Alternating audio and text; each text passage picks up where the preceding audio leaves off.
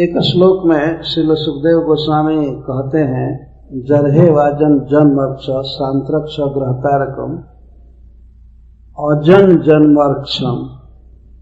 जब अजन्मा के जन्म का नक्षत्र आया तो काल बहुत सुंदर हो गया। अजन जन्मर्क्ष, अजन्मा के जन्म का समय आया। वास्तव में श्री भगवान अजन्मा हैं। उनका इस प्राकृत जगत में जन्म नहीं होता है, जन्म रहित है।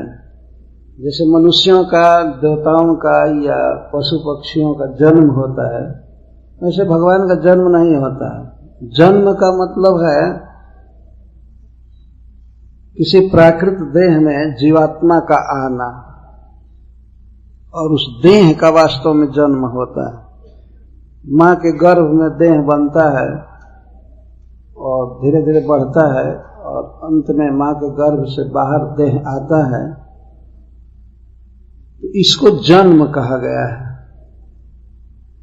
लेकिन भगवान को श्रील सुखदेव गोस्वामी कहते हैं अजन।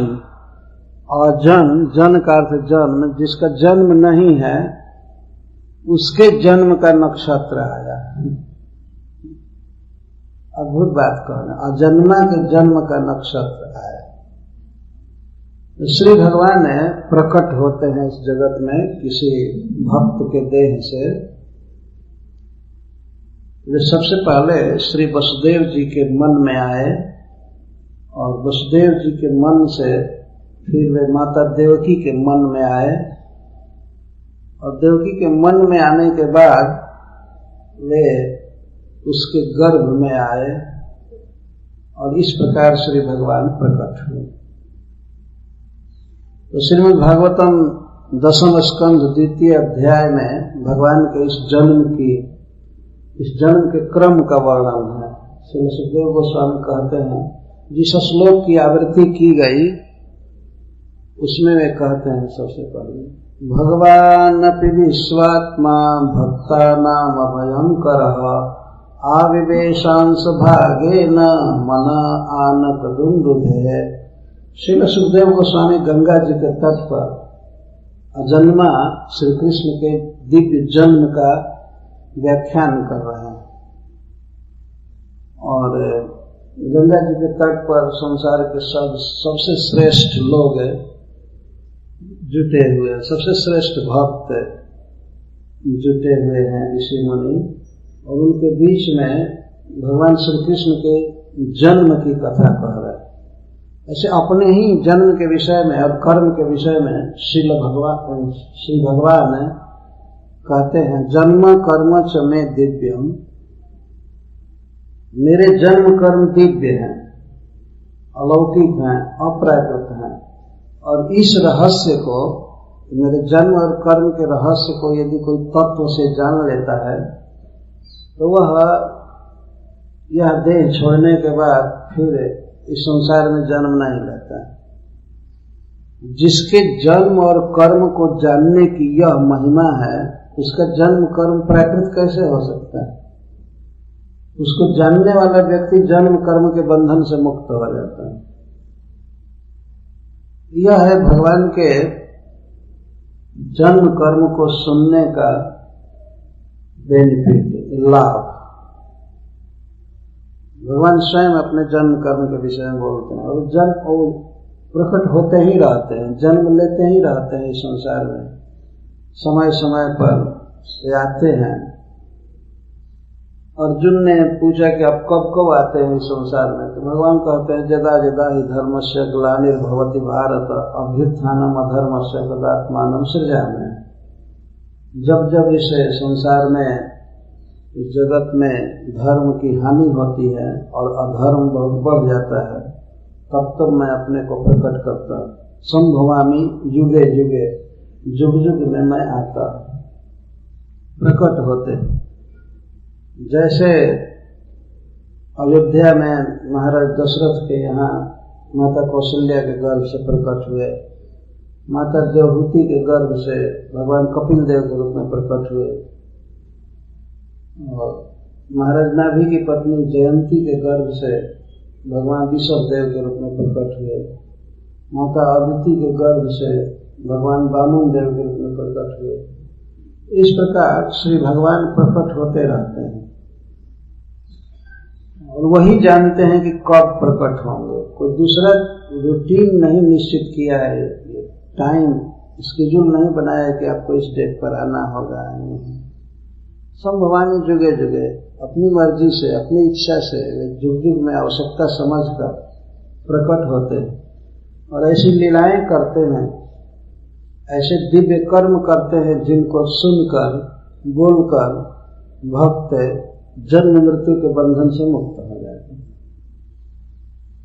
जन्म लेना इस प्राकृतिक जगत में एक जड़ शरीर में और फिर मरना और इन दोनों के बीच में बुढ़ापा और रोगों का दुख भोगना, जन्म मृत्यु जरा व्याधि दुख दोषानुदर्शन, ये बहुत भारी प्रॉब्लम है, समस्या है।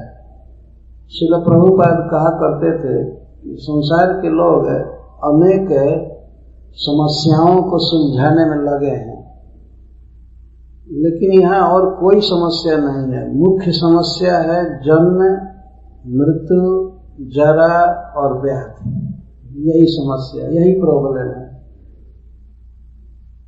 प्रत्येक जीव इसमें फंसा हुआ है, पर इस प्रॉब्लम को सोल्व करने के लिए भगवान उपाय करते हैं। वो स्वयं ही जन्म लेते हैं और जन्म लेकर के विविध सुंदर लीलाएं करते हैं, बहुत सुंदर अवसर देते हैं, बहुत आसान। केवल इन जन्म की लीलाओं को, भगवान के जन्म को और जन्म लेकर के की गई लीलाओं को सुनना और बोलना, बस। तो हम लोग यहाँ पर अजन्मा भगवान के जन्म की चर्चा कर रहे हैं, जैसा श्रील सुखदेव गोस्वामी ने किया है। भगवान अपनी विश्वात्मा भक्ता नाम अभयंकर, श्री भगवान के विशेषण दे रहे हैं सुखदेव गोस्वामी। विश्वात्मा भक्ता नाम अभयंकर और भगवान श्री कृष्ण विश्वात्मा है, समस्त विश्व के प्राणियों के हृदय में वे नित्य निवास करते हैं। नित्य सर्वस्व चाहम हृदय सन्निविष्ट मत्त स्मृति ज्ञानम अपोहनम च। भगवान अपने मुख से ही बता रहे हैं कि मैं समस्त प्राणियों के हृदय में सन्निविष्ट, सम्यक निविष्ट हूँ, रहता ही हूँ। प्राणियों के हृदय में रहने के लिए भगवान को के लिए प्राण प्रतिष्ठा की जरूरत नहीं है। मूर्ति में उनको प्रकट करने के लिए तो मंत्रों द्वारा प्राण प्रतिष्ठा की जाती है, परंतु सबके हृदय में भगवान स्वयं ही है। सर्वस्व जितने भी कई अरब मनुष्य हैं, सबके हृदय में पशु पक्षी कीट पतंग देवता दानव, सबके हृदय में श्री भगवान है। हम लोग केवल एक शरीर में है, एक जीव एक शरीर में है, उसको ज्यादा से ज्यादा देहात्मा कह सकते हैं। एक देह का आत्मा है। यद्यपि वास्तविक धरातल पर देखा जाए तो वो इस देह का भी आत्मा नहीं है।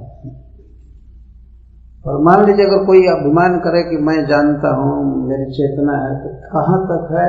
एक देह तक। एक देह में हम दूसरे के देह में नहीं रह सकते।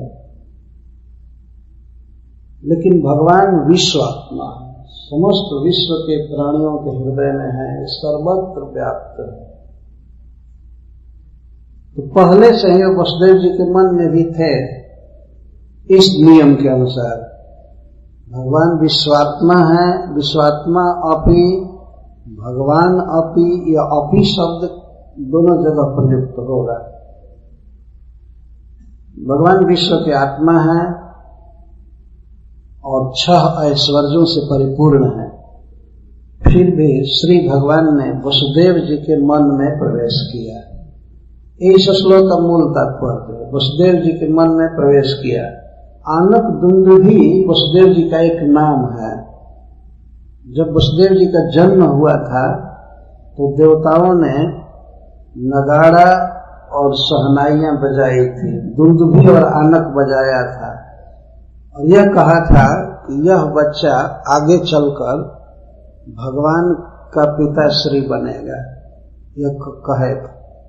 देवता लोग प्रतीक्षा कर रहे थे कि कब वसुदेव जी जन्म लेंगे।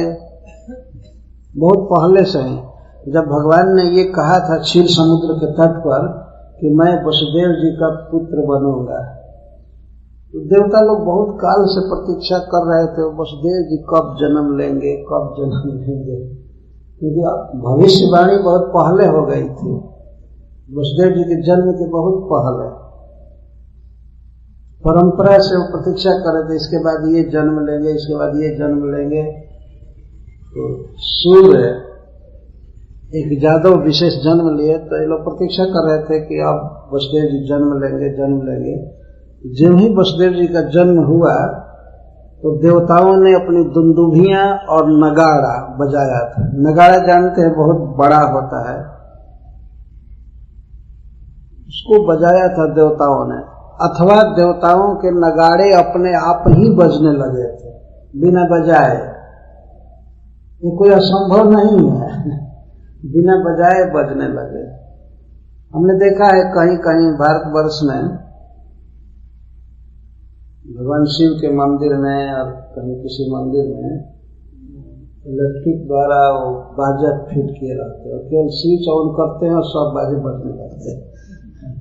ये तो मनुष्यों की व्यवस्था है, देवताओं के यहाँ तो सब चीज ऑटोमेटिक है, स्विच भी नहीं दबाना पड़ता है। तो अपने आप नगाड़े बजने लगे और दुंदुभियां बजने लगे। दुंदुभी जो ऊपर की तरफ मोटा मुंह खुला रहता है, ऐसे बजाते हैं, तो दुंदुभी कहते हैं। इसीलिए श्री वसुदेव जी का एक नाम ही पड़ गया आनक दुंदुभी, आनक दुंदुभ। और इनका नाम इसीलिए देवताओं ने दिया कि इनके यहाँ भगवान जन्म लेंगे, इस खुशी में नगाड़े बजाए थे और दुंदुभियां बजाए थे। वसुदेव जी, सुखदेव गोस्वामी कहते हैं कि जिनके जन्म के अवसर पर देवताओं ने नगाड़े और दुंदुभियां बजाई थी, उन वसुदेव जी के मन में श्री भगवान ने प्रवेश किया। भगवान का ही अर्थ है सर्वैश्वर्य परिपूर्ण, समस्त भाग से, समस्त ऐश्वर्य से, 6 ऐश्वर्य से जो परिपूर्ण हैं उन्हें कहते हैं भगवान, विश्वात्मा। ऐसे भगवान सबके हृदय में हैं, फिर भी वसुदेव जी के मन में प्रवेश किए। देखिए, ये है भगवान के जन्म की प्रक्रिया। इस संसार में कोई बच्चा जन्म लेता है तो किसी के मन में प्रवेश नहीं करता है, किसी को क्या पता है कि कैसे मन में प्रवेश किया जाएगा।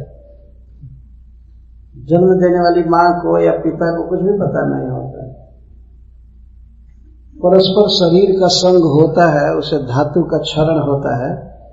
प्रत्येक जीव का जो शरीर है वो धातु से बना हुआ है, रज बीर्ज से बना हुआ है।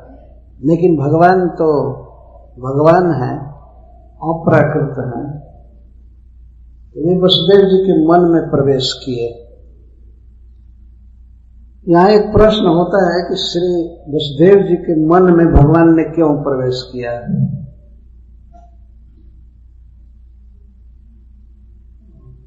श्रीमद् भागवतम के टीकाकारगण इस पर अपनी अपनी सम्मति देते हैं कि मन में क्यों प्रवेश किए, ऐसे ही क्यों नहीं प्रकट हो गए, अथवा देवकी के मन में या देवकी के उदर में भगवान क्यों नहीं चले गए, वसुदेव जी के मन में क्यों प्रवेश किए।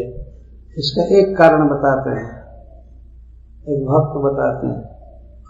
भगवान ने सोचा कि इस अवतार में हमें गोचारण करना है, गाय चराना है।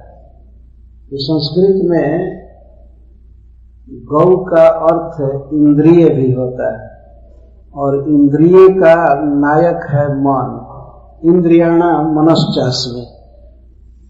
भगवान कहते हैं गीता में कि मैं इंद्रियों में मन हूं।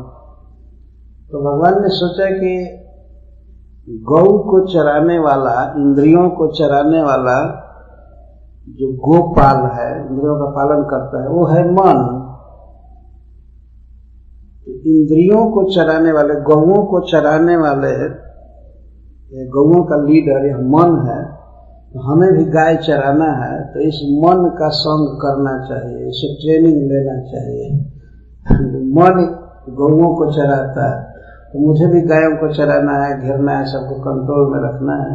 इसलिए भगवान मन का एसोसिएशन चाहते थे, इसके साथ रहकर कुछ दिन ट्रेनिंग लेंगे गाय चराने के लिए। यह हरीश्वरी जी अर्थ करते हैं। यह स्वाभाविक है। गोचारण के लिए भगवान गोपति का संग कर रहे हैं, मन का संग कर रहे हैं। तो दूसरा कारण बताते हैं हरीश्वरी जी, भगवान ने ये सोचा कि आज तक लोग यही प्रचार करते हैं कि भगवान श्री कृष्ण मन और इंद्रियों से परे हैं। हमेशा यही बताते, मन से उनका चिंतन भी नहीं किया जा सकता, अचिंत्य हैं वे। इस बात से भगवान को बड़ा दुख हो रहा था कि हमारे भक्तों के मन को विचलित किया जाता है। वे सोचते हैं कि हम मन से कृष्ण का चिंतन नहीं कर सकते हैं, हम मन से परे हैं। इसलिए भगवान आश्वासन दिए भक्तों को कि आप चिंता मत कीजिए, मेरी जो भक्ति करते हैं उनके मन में मैं स्वयं आ जाता हूँ, स्वयं ही प्रवेश कर रहे, मन में प्रवेश करके भक्तों का उत्साह बढ़ा रहा है। मन भगवान को नहीं पकड़ सकता, परंतु भगवान मन में आ जाएंगे तो उनको कौन रोकेगा। मन में आ गए। मन आनक दुंद आविवेशांश भागे न। तो भक्तों के इस विचार संकट को भगवान ने दूर किया और दुनिया को उपदेश दिया कि ऐसे मत कहो कि भगवान मन से परे हैं। मैं मन से जरूर परे हूं, लेकिन अपने भक्तों के शुद्ध मन में मैं स्वयं ही प्रवेश करता, डायरेक्ट प्रवेश किए। इस तरह से भगवान शिक्षा दे रहे थे। किसी को निराश नहीं होना चाहिए कि भगवान हमारे मन से परे हैं, बुद्धि से परे है, अलख निरंजन है, उनको कोई जान नहीं सकता, ये नहीं कर सकता। तो मान लीजिए किसी व्यक्ति को ये शक्ति नहीं है कि वो प्राइम मिनिस्टर या राष्ट्रपति को अपने घर बुलाए, व्यवस्था करे, लेकिन राष्ट्रपति स्वयं ही प्रोग्राम बना ले कि हमें उसके घर जाना है, तो उनको कौन रोकेगा? हम जा सकते हैं। भगवान अपने भक्तों के मन में इस तरह से आ जाते हैं। यह भी बात है कि दूसरा कारण है, भगवान ने सोचा कि लोग कहते हैं कि मन बड़ा चंचल है, मन बड़ा चंचल है, तो हमको भी बहुत ऐसा कार्य करना है, लीला करनी है जिसमें हमको चंचलता की आवश्यकता है बहुत। जरा हम देखें कितना चंचल होता है मन। मन का एसोसिएशन कर रहे हैं। जैसे रासलीला में अनंत कोटि गोपियों के साथ नाचना है, इधर उधर घूमना है, ये होना है, बहुत बहुत होना है, बहुत बहुत काम है, और मन बहुत चंचल है, एक समय में ही बहुत बहुत दूर जाता है। तो भगवान उसे चंचलता की शिक्षा ले रहे हैं। और गीता में जब उन्होंने कह दिया कि इंद्रियाणां मनश्चास्मि, मैं इंद्रियों में मन हूं, तो मन भी भगवान का प्रतिनिधि है, तो अपने प्रतिनिधि से भगवान संग कर रहे हैं। मन में और उनमें अंतर नहीं है। एक बार भगवान ने कह दिया कि इंद्रियों में मैं मन हूं, भगवान मन है, मन उनका रिप्रेजेंटेटिव है, इसलिए मन का संग कर रहा है। इस तरह से अनेक कारण दिए गए हैं। तो श्री भगवान वसुदेव जी के मन में आए। मन में ऐसा नहीं समझना चाहिए कि योगियों के समान श्री वसुदेव जी ने भगवान का चिंतन किया और तब कृष्ण उनके मन में आए। नहीं, चिंतन से मन में नहीं आए, भगवान साक्षात उनके मन में आविवेश प्रवेश किए। प्रवेश करने के बाद वसुदेव जी का क्या स्वरूप हुआ, इसका वर्णन सुखदेव जी करते हैं। स बिभ्रत पौरुषम धाम भ्राजमानो जथा रवि दुरासदोति दुर्धर्षो भूतानां संबभूवः। जब श्री भगवान ने वसुदेव जी के मन में प्रवेश किया तो वसुदेव जी का तेज वैसा बढ़ गया जैसे रवि सूर्य का बढ़ तेज होता है। जथा रवि, भ्राजमानो जथा रवि। क्यों तेज बढ़ गया? सब विभ्रत पौरुषम धाम सह श्री वसुदेव विभ्रत धारयामास पौरुषम धाम बपु। भगवान के रूप को, स्वरूप को जब वसुदेव जी ने मन में धारण किया तो उनका तेज सूर्य के समान बढ़ गया, उनका शरीर चमकने लगा। वसुदेव जी का जो देह था वो सूर्य की तरह चमकने लगा। ये उपमा पर जरा विचार कीजिए, इस संसार में सबसे प्रकाशशील वस्तु है सूर्य। सूर्य के समान तेजस्वी कोई नहीं है। सूर्य और अग्नि, चंद्रमा, ये सब तेजस्वी वस्तु हैं, लेकिन इनमें भी सूर्य तो विराजमानो जथा रवि। भगवान उनके मन में आविर्भूत हुए तो वसुदेव जी का तेज सूर्य की तरफ बढ़ गया। दुरासद, कंस जैसा कोई भी व्यक्ति वसुदेव जी के पास आने में भी समर्थ नहीं था। दुर् आ सदा, सदा का अर्थ होता है बैठना, आना। वसुदेव जी को मारने की बात तो दूर रही, वसुदेव जी के पास भी आना कठिन था। दुरासद, अति दुर्धर्ष, और फिर उनको अभिभूत कर लेना तो अति दुर्लभ था। वसुदेव को अपने प्रभाव से, अपने तेज से दबा देना, उनको विपत्ति में डाल देना यह संभव था। यद्यपि वे थे कारागृह में, परंतु भगवान जब मन में प्रवेश किए तो उनका इस प्रकार तेज बढ़ गया सूर्य की तरह। तो दुरासद और दुर्धर्ष, अति दुर्धर्ष, इसका अर्थ है वसुदेव जी के पास आना भी कठिन हो गया किसी का। कंस जैसा असुर वो आंख उठा करके वसुदेव जी की तरफ देखने में भी असमर्थ हो गया, देख भी नहीं सकता। ये सूर्य के तरफ, खास करके दोपहर का सूर्य हो तो उसकी तरफ देखना भी कठिन होता है ना। देखने पर आंखें चौंधिया जाती हैं। वसुदेव जी के निकट आना तो और दूर की बात थी, देखना उनको कठिन था। कोई क्रूर दृष्टि से वसुदेव जी को देख नहीं सकता था। यद्यपि जब वसुदेव जी के मन में भगवान थे उस समय कंस इंस्पेक्शन के लिए नहीं आया था जेल में। जब देवकी के गर्भ में भगवान आ गए तब वो आया था। लेकिन फिर भी सुखदेव गोस्वामी जी कह रहे हैं कि वसुदेव जी का तेज इतना बढ़ा हुआ था सूर्य की तरह कि उनके पास आना और उनको दबा देना, उनको अपने बस में कर लेना किसी व्यक्ति के लिए ये अशक्य था, नहीं दबा सकता था। वसुदेव जी के मन में श्री भगवान का पहला आविर्भाव हुआ। अब किस तरह देवकी के मन में आए इसका वर्णन करते हैं। ततो जगन मंगलमच्युतांसं समाहितं सूरसुतेन देवी दधार सर्वात्मकमात्मभूतं काष्ठा जथानंदकरं मनस्तः। काष्ठा जथा आनंदकरम। काष्ठा का अर्थ है पूर्व दिशा। यहां पूर्व शब्द नहीं लिखा गया, प्राची दिशा नहीं लिखा गया, काष्ठा शब्द का है सुखदेव गोस्वामी। काष्ठा का अर्थ है प्राची काष्ठा। प्राची दिशा जैसे आनंदकर को धारण करती है वैसे देवकी ने कृष्ण को धारण किया अपने मन में, मनस्तः, मन से। वसुदेव जी ने अपने मन से भगवान श्री कृष्ण को, उनके श्री विग्रह को देवकी के मन में दिया और देवकी ने मनस्तः, मन से उसे धारण किया। जैसे काष्ठा प्राची दिशा आनंदकरम, आनंदयति आनंदयन्ति कराः किरणाः जस्य तम।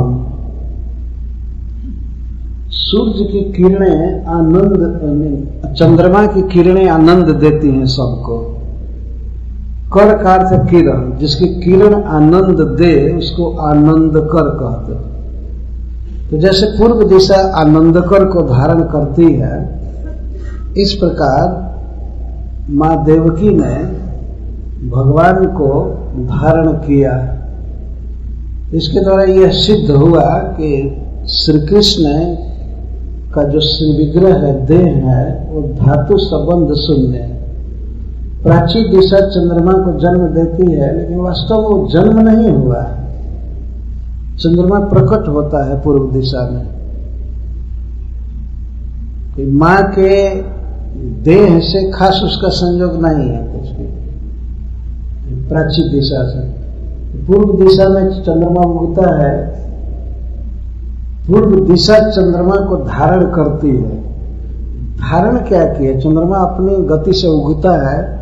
कहा जाता है कि पूर्व दिशा ने चंद्रमा को जन्म दिया, लेकिन वास्तव में जन्म शब्द पर विचार किया जाए तो चंद्रमा का कोई जन्म नहीं है। चंद्रमा प्रकट होता है पूर्व दिशा में। इसी तरह मां देवकी ने श्री कृष्ण को मन में धारण किया।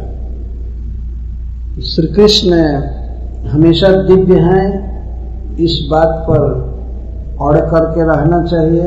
आजकल संसार में यही अज्ञान लोगों में भरा है। कृष्ण भी हमारे जैसे एक आदमी हैं, वो ज्यादा तेज थे, महापुरुष थे, लेकिन वास्तव में वो भी एक मनुष्य हैं। कुछ लोग ज्यादा से ज्यादा बढ़ाते हैं तो यहाँ तक कृष्ण को ले जाते हैं, वो महापुरुष हैं। लेकिन श्री कृष्ण वास्तव में भगवान हैं, जन्म रहित है। जैसे चंद्रमा को पूर्व दिशा धारण करती है, उस तरह देवकी ने अपने मन में भगवान को ले लिया। मनस्तः दोनों लगेगा। मन से वसुदेव जी ने दिया, समाहितम सुरसुते न देवी। सुरसुत, यहाँ सुर का एक अर्थ वीर भी होता है। अतः वसुदेव जी के सामर्थ्य को सुखदेव गोस्वामी कह रहे हैं। वसुदेव जी समर्थ हैं, अपने मन से भगवान को किसी के मन में दे सकते हैं। इसलिए यहाँ सुर सुत का प्रयोग किया गया। सुर नंदन थे, और सुर शब्द से वीर अर्थ भी होता है, समर्थ। इस प्रकार भगवान का जन्म हो रहा है। सबसे पहले वसुदेव जी के मन में आए, और वसुदेव जी ने मन से भगवान के उस श्री विग्रह को, दिव्य शरीर को देवकी के मन में दिया, और देवकी ने मन से उसे धारण कर लिया। हमेशा सावधान रहना चाहिए कि यह कोई चिंतन प्रक्रिया से नहीं हो रहा है, वास्तव में भगवान को दिया जा रहा है और लिया जा रहा है। इसको वेद दीक्षा कहते हैं। समर्थ पुरुष, जो उच्च कोटि के महान भागवत पुरुष हैं, वे लोग अपने मन में भगवान को बसाए रहते हैं। उनके हृदय में भगवान रहते ही हैं मन में, तो उसको दूसरों के मन में दे सकते हैं। वसुदेव जी तो साक्षात, इनको महाभागवत क्या कहें, भगवान के बाप ही हैं, तो अब इनके लिए क्या असंभव है। कहा जाता है किसी बात को करने के लिए, कहते अरे उसका बाप करेगा, ये करेगा, वो करेगा। तो भगवान का बाप क्या समर्थ है ना सब कुछ करने में। भगवान को अपने मन से अपनी पत्नी के मन में देने में समर्थ दे दे। यह सामर्थ्य सर्वसाधारण नहीं है, सबको सुलभ नहीं है, सभी नहीं कर सकते। अपने मन में कृष्ण का चिंतन करें, यही काफी है। और चिंतन करने से पहले भगवान का श्रवण कीर्तन किया जाता है, तब भगवान मन में आते हैं। लेकिन वसुदेव जी के मन में तो स्वयं आ गए और देवकी ने धारण किया। जगन मंगलम अच्युतांशम, किसको धारण किया? अच्युतांशम, अच्युत अंशम, न च्युता अंशा मत्स्यादि रूपा जस्मिन तम। भगवान श्री कृष्ण ने परिपूर्ण भगवान हैं। तो अच्युत अंश का यहाँ अर्थ हुआ जिसमें, अर्थात भगवान श्री कृष्ण में कोई भी अंश च्युत नहीं था, ऐसा कोई भी अंश नहीं था जो उसमें न हो। भगवान श्री राम, श्री नृसिंह देव, मत्स्य भगवान, कूर्म आदि सभी जो भी भगवान के अंश हैं सब उनके साथ थे, उनको अच्युत अंश कहते थे। एक भी अंश च्युत नहीं था, ऐसा नहीं था जो श्री कृष्ण के भीतर न हो। परिपूर्ण भगवान अवतरे जय काले, अन्य अवतार सब ताते आशी मिले।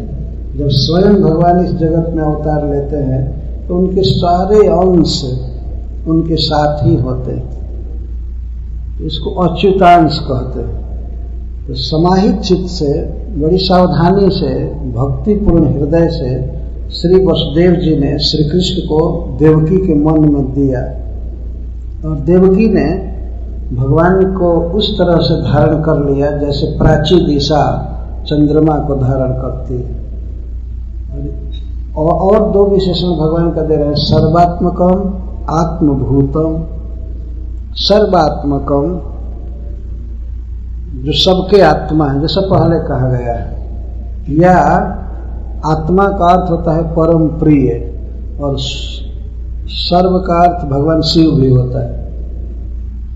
भगवान शिव के मन के वे परम प्रिय हैं।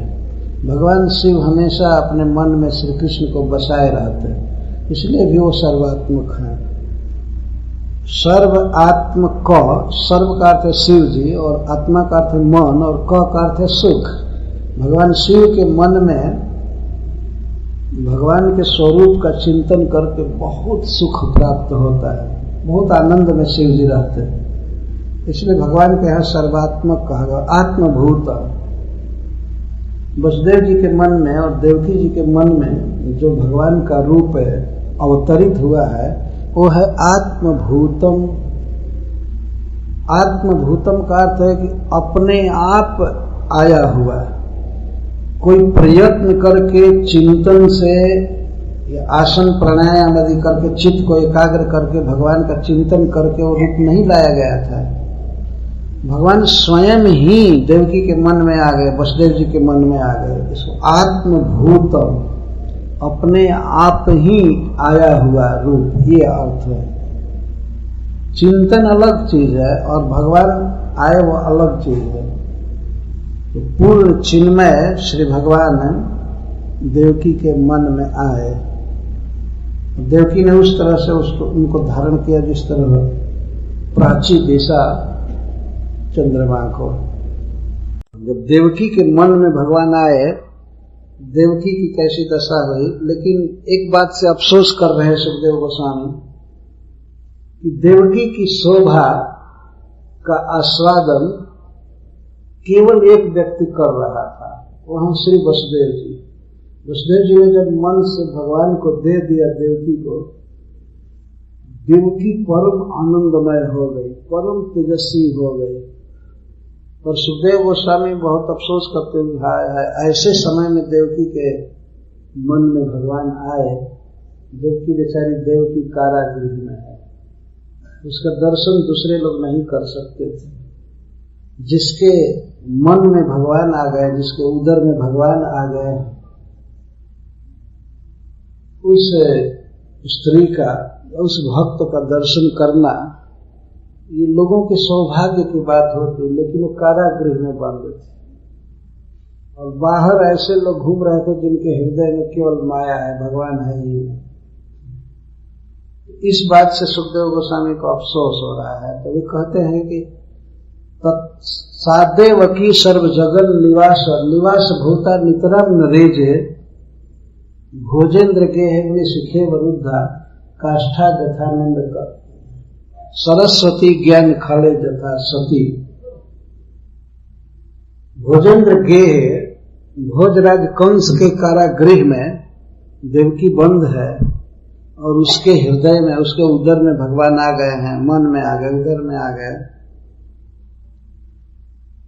तो देवकी कैसी है? सर्व जगन निवास भूता, सर्व जगन निवास, सारे जीव या सारा जगत जिनमें निवास करता है, जगन्नाथ जी को जगन निवास कहते हैं। जगन निवास, सारे जीव सारा जगत जिनके भीतर निवास करता है वो है जगन निवास। लेकिन जगन निवास की भी निवास भूता देवकी है। देवकी आज भगवान का आश्रय बनी हुई है, भगवान उदर में आ गए हैं। सुखदेव गोस्वामी इस शब्द का आनंद ले रहे हैं। सर्व जगन निवास देवकी निवास भूत हो गए। सारा जगत जिनके भीतर रहता है वे प्रभु देवकी के भीतर आ गए, देवकी के उदर में आ गए। पहले मन में आए और मन से पेट में आ गए हैं। माता देवकी का जो उदर है, पेट है, वह वास्तव में भगवान का धाम है, दिव्य, अप्राकृत नहीं है, प्राकृत नहीं है, अप्राकृत है। भगवान अपने धाम में ही अवतरित होते हैं। ऐसी कल्पना नहीं करनी चाहिए जैसे साधारण माँ के पेट में आते होती हैं और उसके बीच में बच्चा होता है, ऐसा नहीं। और भगवान का धाम है। तो देवकी सर्व जगन निवास का निवास भूता बन गई है। लेकिन भोजेंद्र गे कंस के कारागृह में नितराम न रेजे, देवकी की शोभा नहीं बढ़ रही थी। बढ़ने का मतलब यह है कि देवकी की सुंदरता, उसका तेज और उसका सुख कोई नहीं ले पाया। जिसके हृदय में भगवान रहते हैं उसका दर्शन करने से भी जगत का मंगल होता है। लेकिन दुख की बात है कि देवकी कारागृह में है। केवल एक व्यक्ति आनंद ले रहा था, वसुदेव जी, और दूसरे ब्रह्मा आदि देवता लोग आए माता देवकी को देखे थे। पर सुखदेव गोस्वामी कहते हैं जैसे ज्ञान खले सती सरस्वती,